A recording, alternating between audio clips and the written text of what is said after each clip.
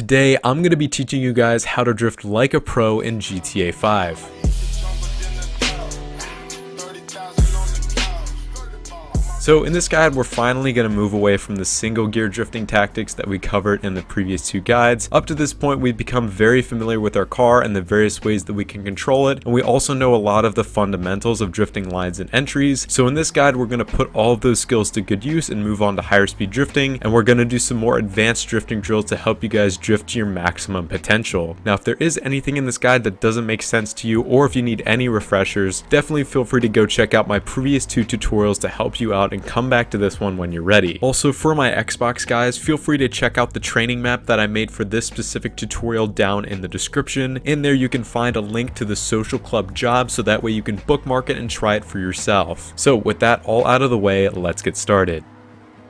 Alright, so as I've indicated in past parts of this guide, it's always good to start branching out your car choices as you start to become more skilled with drifting in GTA 5. For the sake of this advanced guide, I will be sticking with the Fudo GTX that I used in the previous two parts, but here are some other recommendations for more powerful cars that are very well suited to higher speed drifting if you want to give them a go. First off is the DAWD Massacro or the Massacro race car. Either version of this car is super powerful, cheap, and very easy to drift at higher speeds using the tactics that I'll cover later on in this video. This is by far my personal favorite drift car in GTA 5. Another really good car is the DAWD Rapid GT. This is another really well-known car by the community. Like the Massacro, the Rapid GT is also super cheap, powerful, smooth, and definitely capable for more higher speed drifts. Another good car to use for higher speed drifting is the Bravado Banshee 900R. This one is super fast and a bit more technical to control because it's so powerful, but if you're up to the task, this is another amazing drift car. And in addition to these cars, some of the past starter cars that I recommended as well, like the Willard Faction and the Benefactor Schwarzer, are also good for higher speed drifting, although they will feel a little bit slower. And lastly, most of the cars that I cover in my past best drift cars videos, as well as my low grip tire drift build series, are also really good cars to use as well.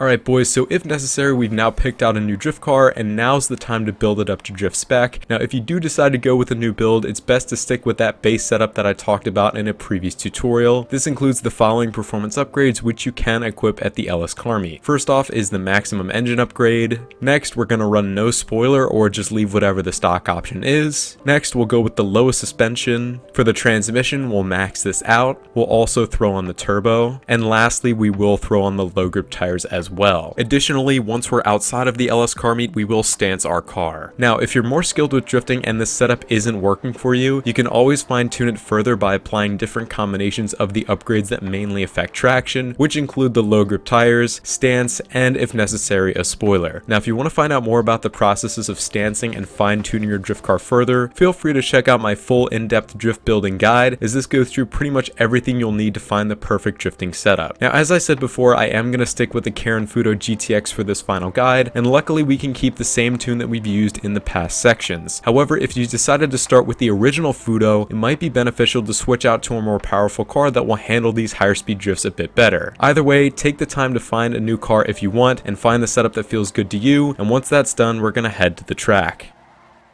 Alright boys, so now we're going to introduce probably the most important tactic in GTA 5 drifting, the mid-drive speed boost, or what some people like to call the handbrake boost or double clutch. Whatever you choose to call it, this refers to a gearing bug that us drifters exploit to get a massive power boost, typically to hold out much longer and higher speed drifts. This can be done in pretty much any car, but for now we're going to be doing it in a rear-wheel drive car where it's the easiest to do, but don't worry, later on in this guide I will cover how to do this in all-wheel drive cars as well. Now the first tip to get familiar with the mid-drive speed boost is to understand how your car shifts up through the gears. You're going to start by slowly accelerating your car in a straight line and listening for when it shifts, then eventually try launching your car as hard as possible, and again familiarize yourself with your car's shift points. As you start to pick up speed in a straight line, the car's engine's revs will eventually climb and then drop, indicating that the car has upshifted. Now sometimes because of wheel spin, this might be a little bit harder for you to hear and discern, but eventually you will start to pick up and instinctively feel when your car upshifts. upshifts. If you're using a controller, you will probably notice a slight vibration as well when the upshift happens, and you can always also look at the tachometer in first person mode to see when this happens too. So now that we know what to listen for or what it feels like when our car shifts, we want to find out specifically when our car is shifting between second and third gear. We're again going to drive in a straight line, but now our main focus is going to be on listening for that second to third gear shift. The speed when this shift happens will vary from car to car, but for the most part it should be anywhere between 30 and 50 miles per hour if you're looking at the tachometer and speedometer in first person.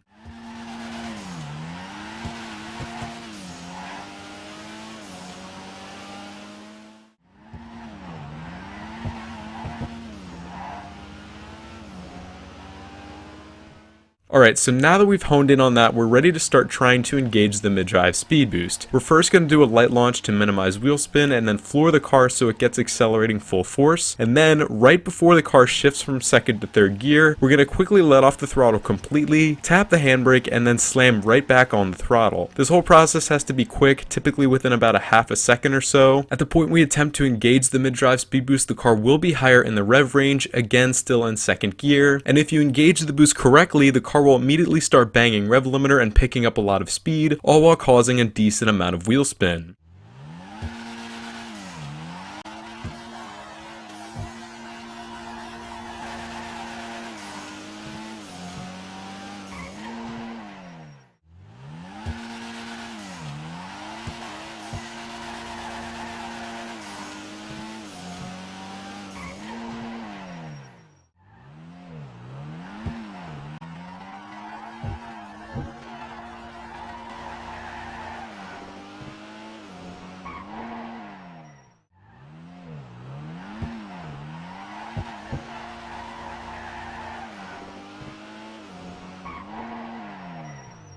Now, one of the most crucial aspects of the mid-drive speed boost and being able to repeat it just in a straight line and also to apply it to more technical higher speed drifts is timing, because if you don't time the boost correctly and you don't actually listen for the point before the car shifts up in the third gear and you try to engage the boost at the wrong time, it ultimately won't work. You will notice pretty clearly that your car will bog down and fall out of power. And another really key aspect of timing is just how quickly you go through the motions of letting off the throttle, tapping the handbrake, and slamming back down on the throttle. As I said before, this needs to happen very quickly, typically within about a half a second or even quicker if you can, so that way you can keep your car in the power without it upshifting or losing too much speed that it bogs down and kills the drift. Now, another really important part of this exploit is the fact that there's a specific RPM range to engage that boost in second gear, and this range varies from car to car. Generally speaking, for more powerful and faster cars that have more torque, this range is going to be a bit wider, so you can try to engage the boost at a slightly lower RPM, again making sure you're still in second gear, and you'll still get a decently strong boost. However, in less powerful cars, this range is a bit smaller, so it will take some time for you to practice the timing for those. Additionally, the point in the RPM range where you attempt to engage the mid-drive speed boost will affect how strong the boost actually is. For some cars, if you attempt to hit the boost very high in the RPM range, very close to when the car shifts into third gear, the boost might not be as strong as if you try to engage it at a slightly lower RPM. Again, this will all vary from car to car, but either way, you will know pretty clearly when you've hit the boost properly, and obviously the key here is to practice it a few times in a straight line to make sure that you know the sweet spot to engage it for the maximum possible benefit.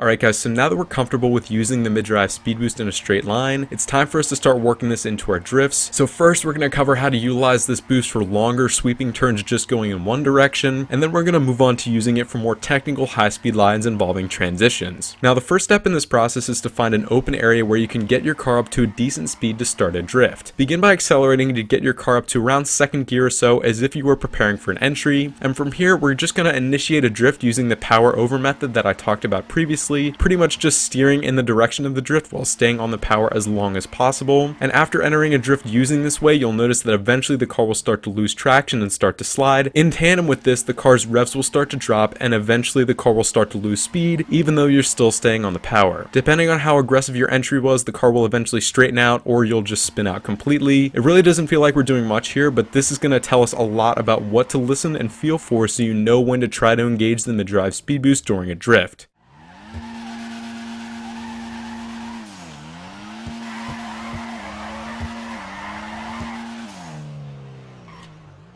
From here, we're going to follow the same setup of doing that basic power over entry, basically initiating oversteer as much as we can while staying on the power to get the car sliding. From here, we're going to quickly let off the throttle once we feel the car start to break traction. We're going to tap the handbrake and we're going to slam right back on the throttle. So here, we're going to listen and feel for when the car is in that sweet spot in second gear to engage the mid-drive speed boost, and then we're going to engage the mid-drive speed boost using the process I explained earlier so you can extend your drift. And after you successfully hit the mid-drive speed boost to extend your drift, you're going to countersteer as necessary to straighten the car out and exit the turn cleanly.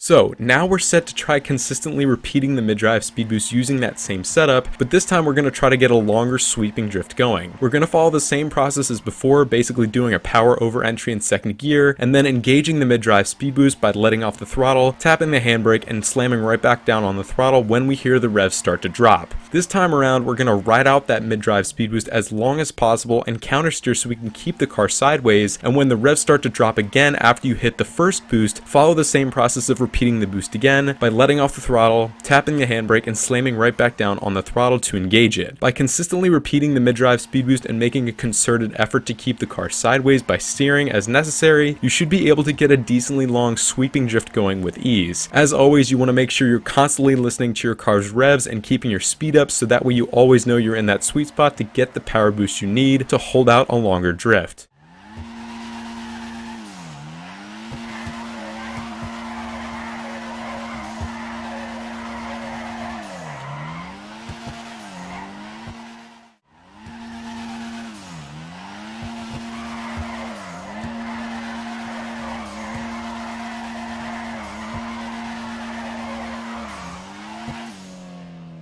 So we've now gotten comfortable with the repetition of the mid-drive speed boost for a long sweeping turn. Overall, one of the best ways to practice this tactic is to repeat the boost as many times as possible, 2, 3, even 4 times in a row, so that way you'll eventually be able to hold out a very wide high-speed donut by consistently repeating that mid-drive speed boost.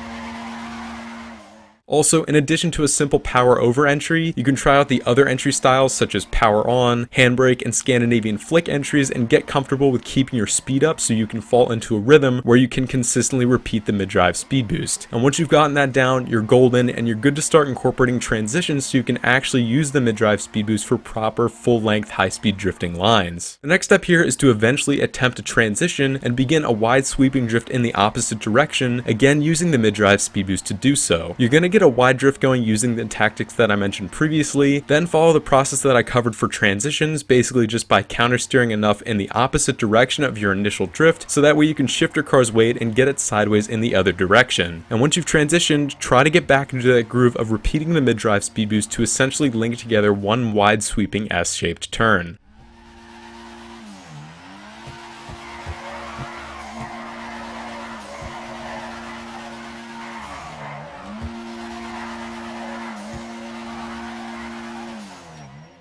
So with that covered, we now know a lot of the basics of repeating the mid-drive speed boost and transitioning directions during a longer drift. So we're now going to exploit the mid-drive speed boost once again as we transition directions so we can give our car a kick in speed to make the rest of that drift much easier to do. Really, this idea isn't too hard and just relies on you timing the mid-drive speed boost correctly so you can get the most benefit from it. The basic process here is to get set up in a sweeping drift just like we did previously, and when you want to transition, follow the same process of letting off the throttle, tapping the handbrake, and slamming right back down on the throttle just as you start to steer in the opposite direction. Engaging the mid-drive speed boost either right before, during, or right after a transition is extremely helpful because tapping the handbrake as you do this will slow your car down slightly to allow it to catch some grip, so that way it's actually easier to shift the car's weight in the opposite direction. At the same time, if you're engaging that boost correctly, you'll be able to maximize your car's momentum in the opposite direction so you can carry on your drift smoothly and at a fairly consistent speed.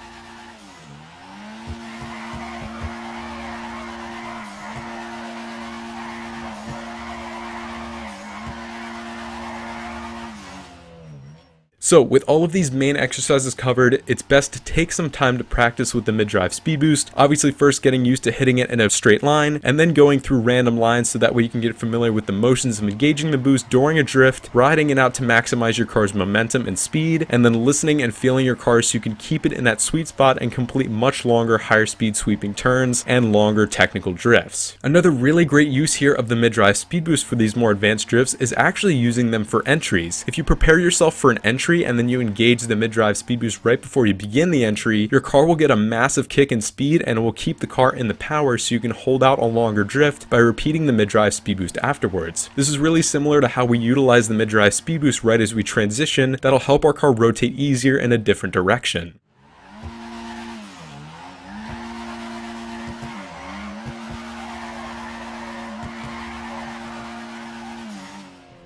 The last exercise I'm going to cover here is doing some more technical high-speed drifting lines using the skills that we've just learned. As I've explained in the intermediate guide, it's always good just to take a chill drive around and plan out your line, obviously taking note of where there are distinct changes in direction so you know when you're going to want to transition. We're going to do the exact same thing here, obviously for a much longer and faster line, and then eventually we're going to put all of our skills to the test to see if we can't link the whole thing together, utilizing the mid-drive speed boost to keep the car sideways at a higher speed. The key for this exercise is to try to keep your speed as consistent as possible for more technical lines that have both wide and tighter turns, as this is going to keep your car in that sweet spot so you can consistently re-engage the mid-drive speed boost. If you find that your car's lost a little bit too much speed and momentum and your car is too low in the RPM range to engage that boost properly, it is okay to pull out a little bit of angle so your car can straighten out a little bit and quickly pick up a bit of speed so you can get back to that sweet spot.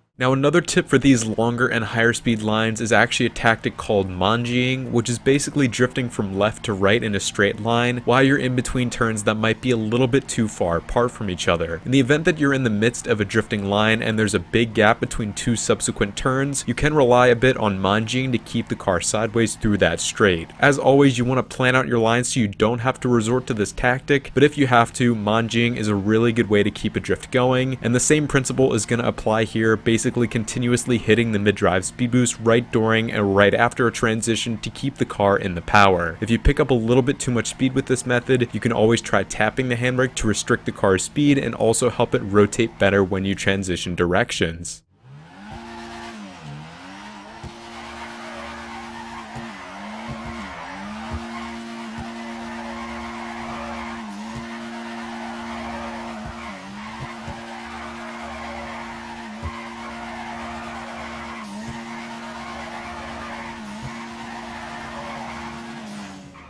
One final thing I'll mention here with regard to using the mid-drive speed boost in your drifting lines is that you can adjust how frequently you engage the boost to further control the speed of your drift. If you want to hold out a much higher speed drift in a typically wider line, you can ride out the boost as long as possible and then re-engage it only when you need to keep your car's speed up to get through a longer corner. So in this way, you'll be hitting the mid-drive speed boost less often in an attempt to gain as much speed as possible. Inversely, if you want to keep your speed slightly slower and more controlled for a more technical line, you can strategically let off the throttle and let the revs drop slightly and then re-engage the boost more frequently to keep your car's power up for a more controlled line. Because tapping the handbrake to engage the mid-drive speed boost during a drift will initially slow your car down a bit, we can actually use this to our advantage to keep the car in the power and also guide it in a controlled fashion through a tighter line if we need to. It does sound kind of backwards, but hitting the mid-drive speed boost more frequently can help you better control your car's speed because you're using the handbrake to do so. And that's really all the bulk of the technical stuff when it comes to high-speed drifting in GTA 5. Again, practice always makes perfect, so definitely go back through this section if you need to and redo these exercises to further hone your skills.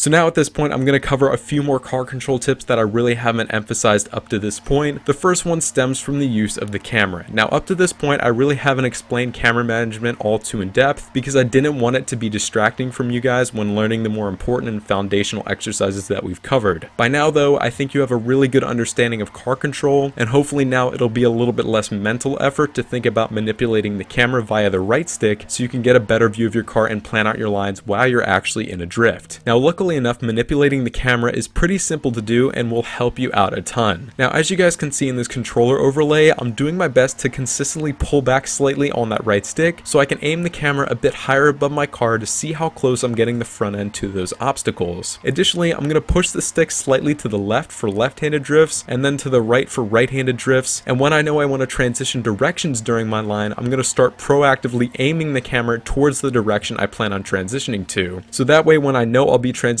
from a left-handed to a right-handed drift, I'll start aiming the camera to the right a few seconds earlier before I actually do the transition. And that's really about it, so definitely give this technique a proper go and see how it helps your ability to again plan out your lines and also get better proximity to any obstacles. The next car control tip I have centers around the use of the handbrake. Now as if we weren't using the handbrake enough for drifting already, now that we have a lot more skills mastered, it's time to see some more ways we can use this to help us for higher speed and more technical drifts. The first major way we can use the handbrake to our advantage for more technical lines is by pressing it and actually holding it slightly for brief periods so we can help extend our drifts. Now if you have a decent amount of speed and momentum to begin with, holding the handbrake down can actually help you extend a drift even further without really impacting your ability to re-engage the mid-drive speed boost. Keeping the throttle floored when you hold the handbrake down will help to keep the engine's revs up, so that way when you release the handbrake you should still be around that sweet spot to get back into a groove with engaging and re-engaging the mid-drive speed boost. I would mainly rely on momentum and continual use of the mid-drive speed boost to keep those longer slides going, but maybe if your car isn't positioned correctly for a corner you're approaching, or you need to extend the drift slightly longer to get past an obstacle that's in your way, briefly holding the handbrake is a really good tool to help out. In the same way, tapping and briefly holding the handbrake can help a lot for transitions too, as it slows your car down slightly, which will ultimately help it to catch some grip and easily allow the car to rotate in the opposite direction. It keeps the rear tires loose and allows you to keep those revs up so you can keep engaging the mid-drive speed boost after you switch directions. And the last really great way you can use the handbrake to your advantage is for extremely high speed drifts. If you hit the mid-drive speed boost and you pick up a ton of speed, one really great way to make sure that your car doesn't catch too much grip and straighten out and eventually upshift is to double, or in some cases triple tap the handbrake so you can keep the rear wheels sliding and you can bring your car back down into the sweet spot where you can try to re-engage the mid-drive speed boost once again. In the event that you do pick up too much speed and your car ends up upshifting in the third gear, the handbrake can also help kick the transmission back into second gear so it'll get you back to a more reasonable speed to keep drifting. Now the last key car control tip that I have here is the use of the normal brakes. In addition to the handbrake, the brakes can also help us out a ton when we're drifting.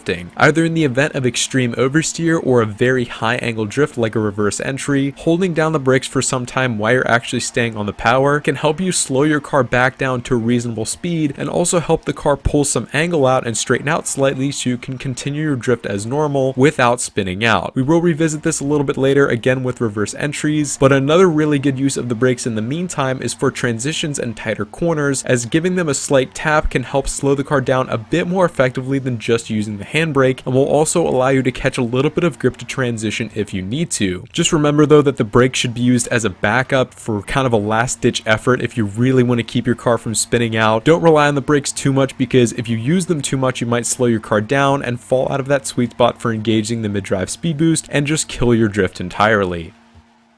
Now moving into reverse entries, as it turns out, one of the main factors behind successfully pulling off one is the use of the brakes that I hinted at just before. We now know that they're a really good backup to use in the event of extreme oversteer or when we really need to slow our car down, but now we're going to rely on them a bit more to keep our car controlled when it's sliding backwards into a corner. Now before I explain how to do a reverse entry, I will mention this. There is a fundamental problem with GTA 5's car physics model that limits the amount of steering angle or has some effect on the car's weight right transfer and right hand turns. I'm not really sure what the specific issue is here, but nonetheless, it prevents us drifters from being able to consistently pull off right-handed reverse entries. Occasionally we'll get lucky, but I think the best way for you to practice reverse entries and more advanced high angle drifts is to try them in left-handed turns. So with that in mind, we're going to approach a simple left-hand turn at a very high rate of speed, a bit quicker than we've done in the previous drills. We're going to try to get towards the top of third gear or so that way we have enough momentum to successfully follow all the way through with the reverse entry. From here, we're going to perform an extremely aggressive entry, more aggressive than we've ever done before, almost like you're trying to force the car to spin out. I personally like to use the Scandinavian flick entry to perform these reverse entries, as they allow me to maintain a lot of speed, which, as I said, is extremely important for following all the way through with this tactic. Anyways, once we perform the entry of our choice, we're going to stay on the power, and just at the point that the car is around a 90-degree angle with the road that we're on, we're going to slam down on those brakes as if we're going to start to do a rolling burnout. And obviously while we're doing this, we're going to steer all the way to the right to prevent our car from fully spinning out and also guiding it towards the exit of the turn. Now if you've timed it correctly, you will notice that pressing the brakes and the throttle at the same time while the car is at such a high angle will actually start to pull the car back straight and will prevent you from totally spinning out. As you hold down the brakes and you progressively start to pull some angle out from your initial entry, take note for when the car is pointed towards the exit of the corner or is pointed along the line you're trying to follow. And once you reach that point, you're going to let go of the brakes, and while still staying on the power, continue drifting through the remainder of that corner, letting off the gas and re-engaging that mid-drive speed boost as you need to.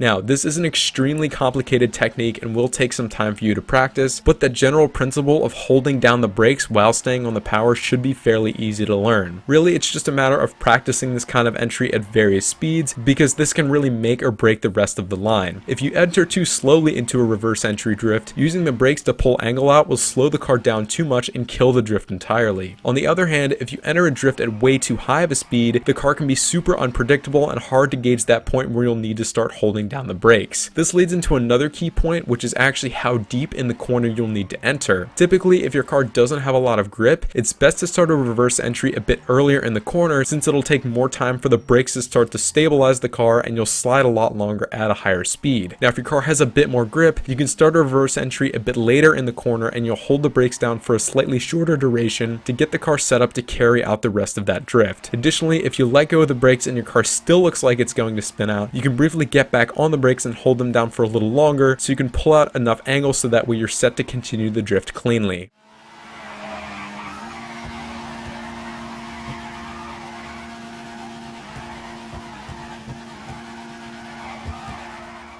Once again, for reverse entries, you can also make use of the handbrake during the entry to kick the car down a gear so it's at a high enough RPM, which will make exiting the corner sideways a bit easier. Quickly tapping the handbrake throughout the entry will actually allow the car to build some revs, so it'll be that much easier to get back in the groove with the mid-drive speed boost after you exit the turn.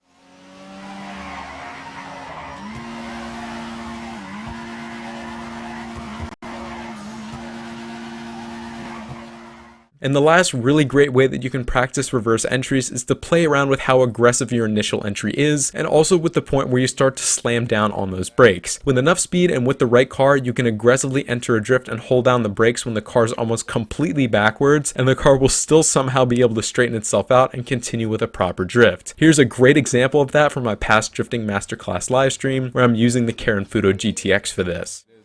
It's way easier. Oh, dude, I'm like fully.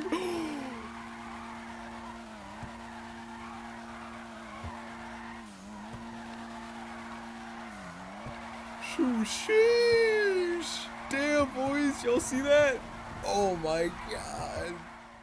Now moving into 360 degree entries, these are also super fun, but like with reverse entries, they will take a lot of practice. To get started, we're going to go into a left-handed turn at a decent speed, not too fast, not too slow, and we're going to aggressively initiate a drift with something like a Scandinavian flick so we can get the car rotating very quickly. We're going to allow the car to go almost completely backwards while still turning left in the direction of that initial entry, and once the car is backwards, we're going to catch it and start steering directly to the right to allow the car to complete that full 360 degree rotation. Once the car is spun back around and is relatively straight, we'll again start steering to the left to keep the car in that leftwards drift and get back on the power to continue the rest of our line as normal. Now luckily with this kind of entry, you do have a little bit more freedom with the speed of your entry, so you can always start it slower to begin with and then get comfortable with the quick motion of entering, catching the car when it's completely backwards, steering in the opposite direction of that initial drift, and then steering back into the direction of the drift when you spin the car back around. Then obviously when you get more comfortable, you can approach these entries with a bit more speed.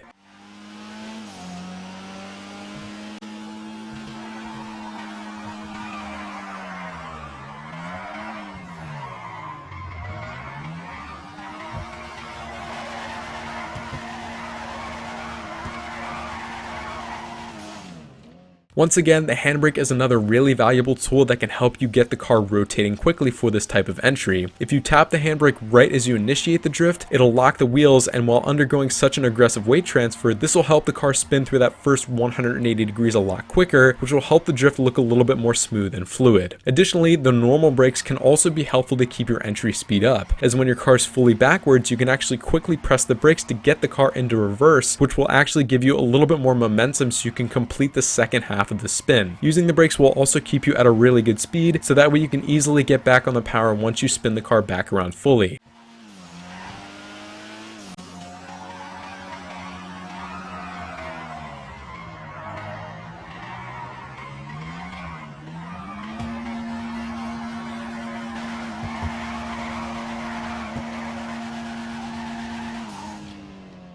And that's really about all there is to cover with 360 degree drifts. So again, practice using the tips that I just covered, and you should be well on your way to consistently repeating them. And the last type of entry we're going to cover here is a jump drift entry, which is actually a lot simpler than you'd think. So long as you've gotten a good hold of entries already and you know how to use the normal brakes and the handbrake to your advantage, this shouldn't be really that bad. This time around, we're going to approach a slight incline so we can get our car set up to do a small jump at a decent rate of speed. Then, slightly before the jump itself, we're going to flick the car as if we're doing an entry to offset the car and get it sliding in the direction that we want to. In this case, I'm going to do a little leftward Scandinavian flick so I can get the car drifting in that direction as I go off the jump. We're going to go off the jump, and once all four wheels have left the ground, we're going to hold the handbrake and turn the left stick in the direction of the drift to guide our car in the air. We're going to try to keep our car relatively level so it lands smoothly and doesn't get damaged, and when we land, we're going to let off the handbrake and then counter steer and control our power as necessary to keep the car sideways. If you land with a little bit too much angle, you can also use the normal brakes to reel the car back in and continue the drift as normal.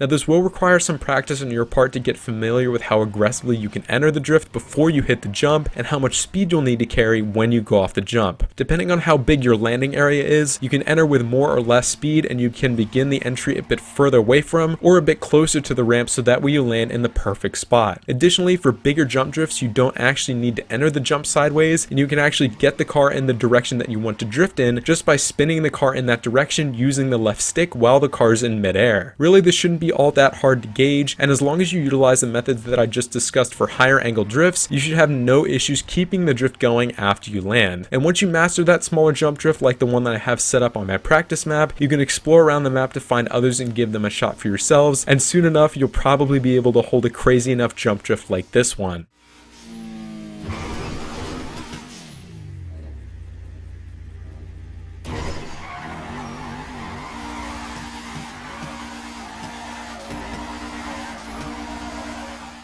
So that's really about all there is to jump drifts. Luckily, they're not as hard as the entries that I covered before, but they're just as fun and rewarding. Now the very last topic I want to cover in this video is drifting with all-wheel drive cars, as this is going to build on a lot of the skills that we've learned up to this point. Generally speaking, building up an all-wheel drive car for drifting will be very similar to a rear-wheel drive drift tune, as you'll go for full power upgrades, low grip tires, and you'll stance the car if it's necessary. Now the car I'll be using for this mini guide is the Class A Drift Tampa, which you can pick up for Southern San Andreas Super Autos for $995,000. This is one of the best all-wheel drive drift cars in the game, and my setup consists of full power upgrades, stock brakes, low grip tires, and is stanced manually with a weapon. However, if you do want some other fun all-wheel drive cars that can drift really well, be sure to check out my video covering that topic. Anyways, all-wheel drive drifting is pretty similar to rear-wheel drive drifting, which is good, although there is a fundamental difference in how to engage the mid-drive speed boost to hold out those higher speed drifts. I'll explain this first and then cover some other tips for drifting in all-wheel drive cars. Anyways, to learn the mid-drive speed boost, we'll actually follow the exact same process that we did when learning this boost in rear-wheel drive cars, slowly building up speed in a straight line and listening to when our car shifts up a gear. When we're actually ready to attempt to engage the boost, we're going to launch our car softly and build up speed, again making sure to listen to the point where the car would shift from second to third gear. Towards the top of second gear, we're going to let off the throttle, and then we're going to quickly tap both the handbrake and the normal brakes, and then we'll slam right back on the throttle. Now the mechanics of engaging the mid-drive speed boost are very similar to how we do it in rear-wheel drive cars, but obviously in all-wheel drive cars there's the extra step of using the normal brakes in addition to the handbrake, so that way we can limit the speed of all four wheels, not just the rear ones. The mid-drive speed boost will feel and sound very similar to how it does in a rear-wheel drive car, except this time the power boost and the wheel spin may not be as noticeable because all-wheel drive cars tend to have a bit more grip. However, you should still feel a slight boost in speed, and the car will obviously go to redline, two indicators that you've done the boost correctly.